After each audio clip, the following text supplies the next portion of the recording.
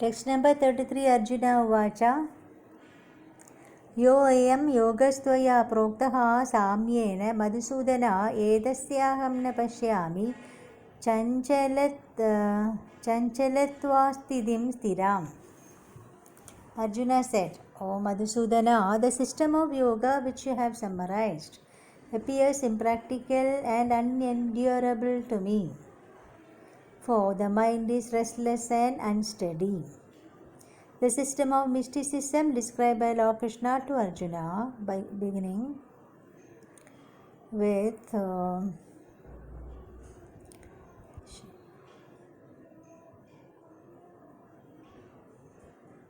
by Lord Krishna to Arjuna, is here being rejected by Arjuna. The system of mysticism described by Lord Krishna to Arjuna is here being rejected by Arjuna out of a feeling of inability. It is not possible for an ordinary man to leave home and go to a secluded place in the mountains or jungles to practice yoga in the age of Kali.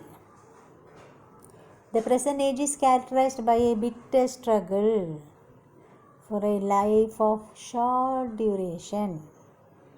People are not serious about self-realization even by simple practical means. And what to speak of this difficult yoga system, which regulates the mode of living, the manner of sitting, selection of place, and detachment of the mind from material engagements. As a practical man, Arjuna thought it was impossible to follow this system of yoga, even though he was favorably endowed in so many ways. He belonged to the royal family, was highly elevated in terms of numerous qualities. He was a great warrior. He had great longevity, and above all, he was the most intimate friend of Lord Krishna, the Supreme Personality of Godhead. 5,000 years ago, Arjuna had much better facilities than we do now. Yet he refused to accept this system of yoga. In fact, we do not find any record in history of his practicing it at any time. Therefore, this system must be considered generally impossible in this age of Kali.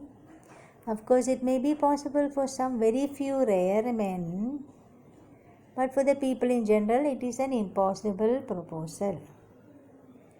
If this were so 5,000 years ago, then what of the present day? Those who are imitating this yoga system in different so-called schools and societies, although complacent, are certainly wasting their time. They are completely in ignorance of the desired goal. Text number 34. Chanchalam hi manaha Krishna pramadi balavadrudam tasyaham nigraham manye vayoriva sudushkaram. For the mind is restless, turbulent, obstinate, very strong, O Krishna, and to subdue it, I think it is more difficult than controlling the wind. Full meaning, the mind is so strong and obstinate that it sometimes overcomes the intelligence. Although the mind is supposed to be subservient to the intelligence. For a man, in the practical world, he has to fight so many opposing elements.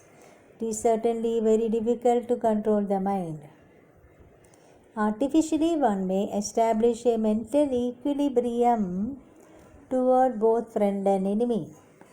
But ultimately, no worldly man can do so. For this is more difficult than controlling the raging wind.